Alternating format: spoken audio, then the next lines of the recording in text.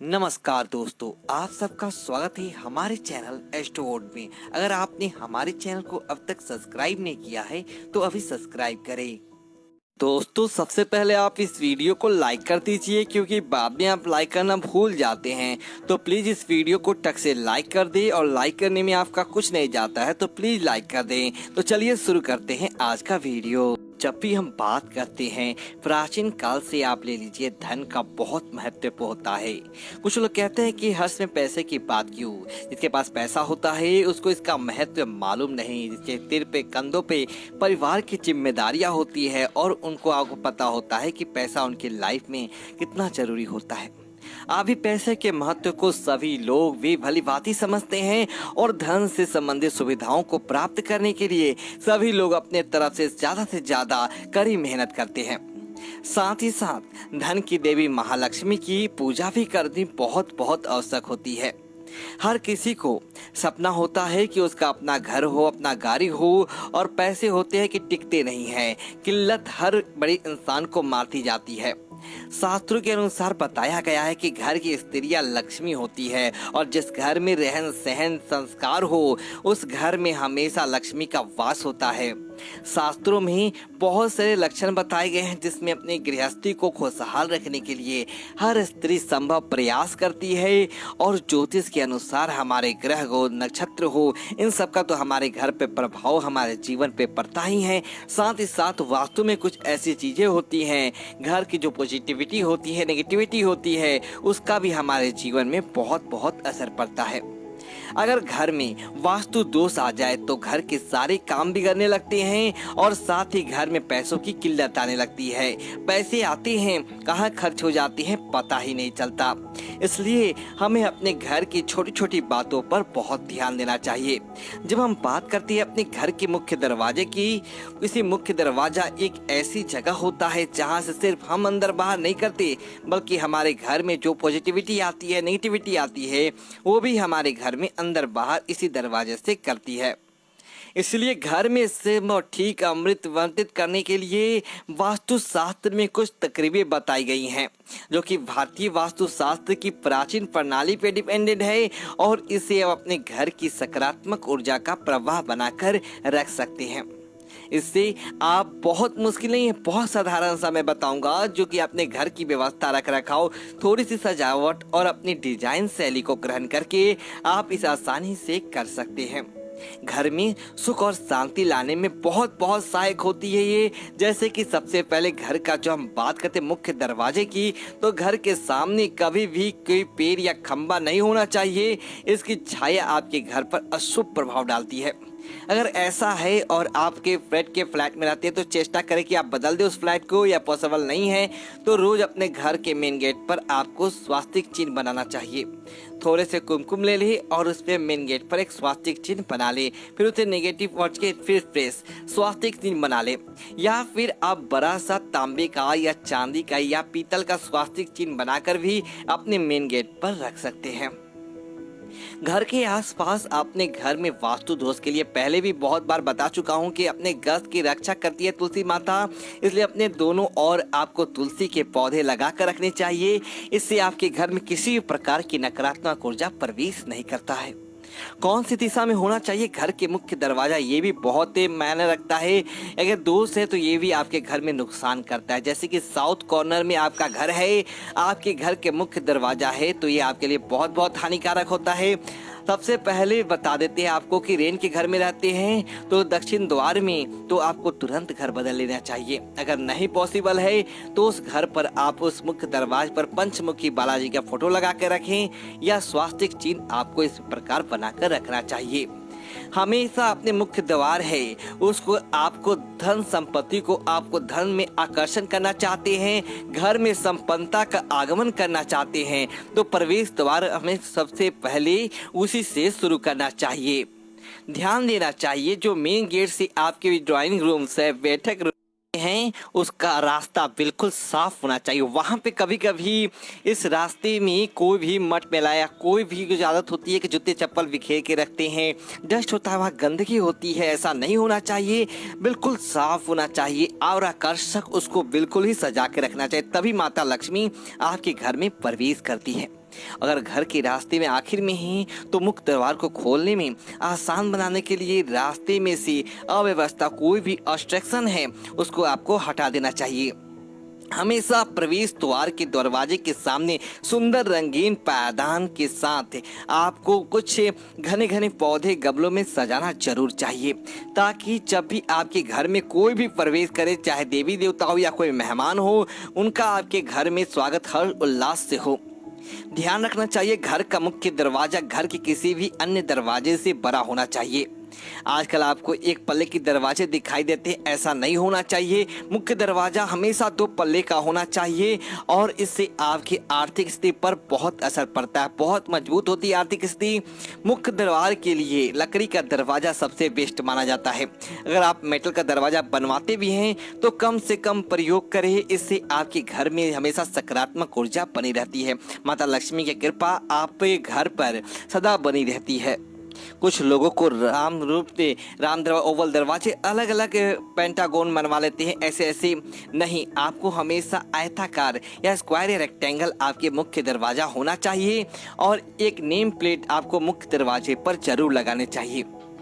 पता है, आपको ऐसा माना जाता है कि नेम प्लेट लगाने से आपके घर पे धन, समृद्धि, अच्छा स्वास्थ्य तब आता है। और नेम प्लेट को आपको साफ करके रखना चाहिए, इस पे धूल नहीं बैठने देना चाहिए। जब भी आप अपने घर के मुख्य दरवाजे को खोलते हैं तो किसी भी प्रकार की आवाज नहीं होनी चाहिए, ना ही कहीं जमीन पर या कहीं रगड़ खानी चाहिए। इससे आपको पैसा कमाने में ज्यादा मेहनत करनी पड़ती है। इस बात का ध्यान रखें कि जब भी घर का कोई भी सदस्य द्वार से आता जाता है तो किसी भी प्रकार की असुविधा नहीं होनी चाहिए। घर का दरवाजा जब आप खोलते हैं तो हमेशा ध्यान रखें कि वो हमेशा अंदर की ओर खुलना चाहिए। इससे घर में बाहर से सुख हवा आती है, घर में सुख शांति का आवास बना रहता है। वहीं अगर आपके घर में घर का जो मुख्य दरवाजा है वो बाहर की ओर खुलता है तो आपके घर की सुख समृद्धि बाहर चली जाती है, बाहर की ओर क्रोध और खर्च बढ़ते हैं। जब भी आप धन हानि की वृद्धि चाहते हैं अपने घर पे तो आपको लाल, बैगनी, हरे रंगों का प्रयोग अपने घर की साज सज्जा में जरूर करना चाहिए, क्योंकि यह संपन्नता के साथ जुड़े हुए कलर हैं। एक कमरे या एक ही स्थान पर तीनों रंग का प्रयोग करने के बजाय घर के अलग अलग हिस्सों में आप रंगों का एक चॉइस कर सकते हैं। जैसे दीवार पर आप लाल रंग का कहीं एक वार पे कुछ बनवा दिया, सोफे पर एक बैंगनी या हरे रंग की किसी कुशन रख सकते हैं और घर के अंदरूनी हिस्से में हरी या लाल रंग जोड़ने के लिए रंगीन गुलदस्ते आदि वॉलपेपर चित्र हुए इनका आप प्रयोग कर सकते हैं। वास्तु शास्त्र में सोने का बहुत महत्व था। गोल्ड का आपके पास गोल्ड अगर कुछ आप 100 पीस आदि नहीं सजा सकते हैं तो आपको कम से कम गोल्डन कलर अपने वॉल्स पे या किसी भी फर्नीचर पर किसी भी 100 पीस के तौर पर आपको जरूर रखना चाहिए। आप चाहें तो ये जो गोल्ड कलर में जो मेढक या भाग्यशाली सिक्के जो होते हैं गोल्डन कलर की, वो भी आप अपने घर में यूज कर सकते हैं।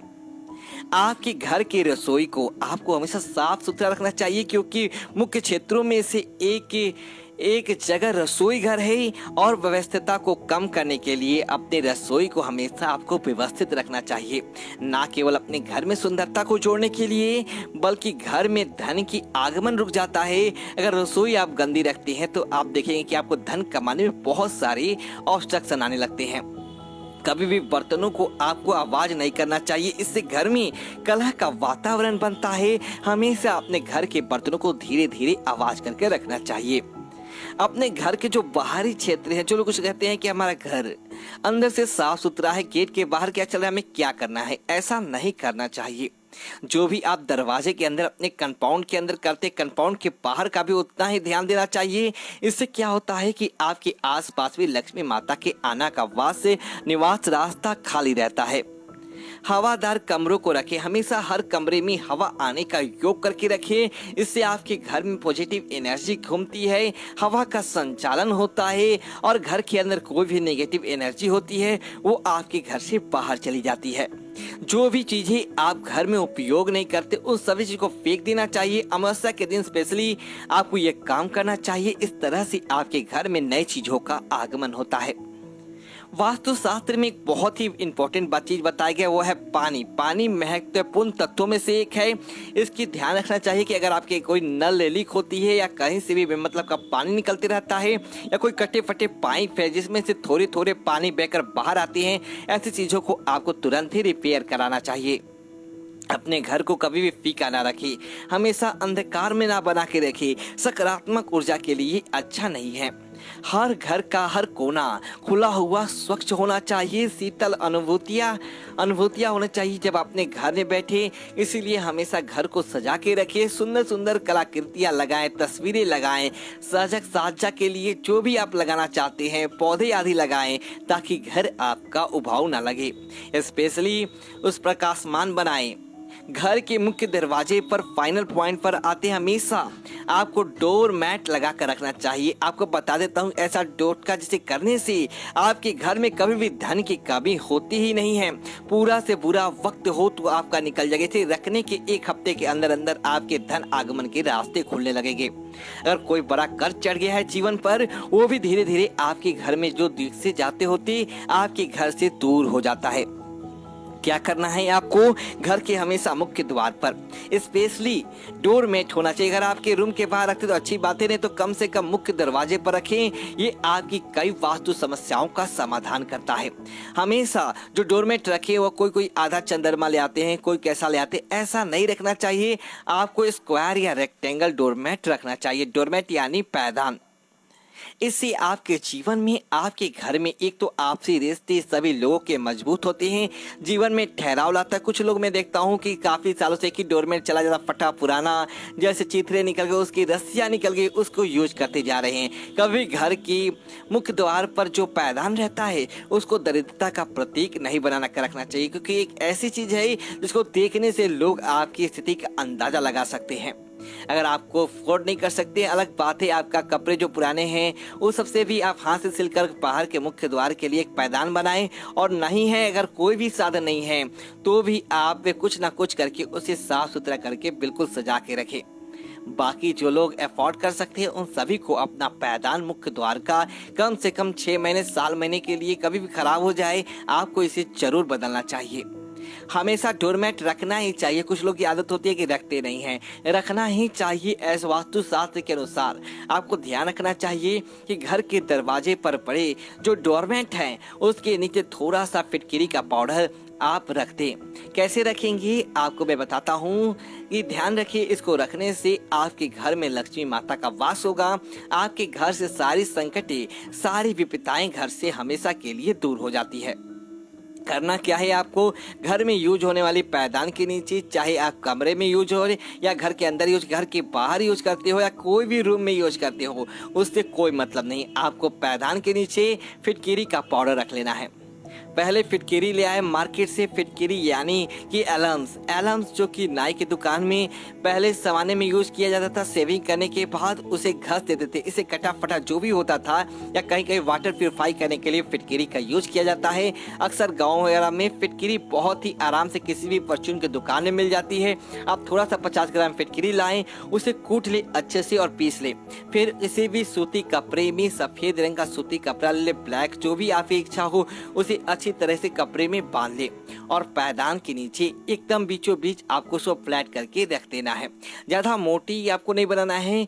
पोटली आपको पतला, पोटली बहुत पतला, जाके पैदान के नीचे ऊपर नीचे किसी को पता ना चले, उसे बीच में चुपचाप रख देना है। इसको रोज सफाई के समय आप आराम से हटा सकते हैं और वापस इसे लगा सकते हैं, लेकिन ध्यान रखना है पैदान के बीचों बीच इसे आपको रखना चाहिए। इसे आप देखेंगे दोस्तों बहुत जल्द ही आपके घर से सारी नेगेटिविटी दूर हो जाती है और आपकी किस्मत आपका साथ नहीं देता है तो आपकी किस्मत आपका साथ देने लगता है।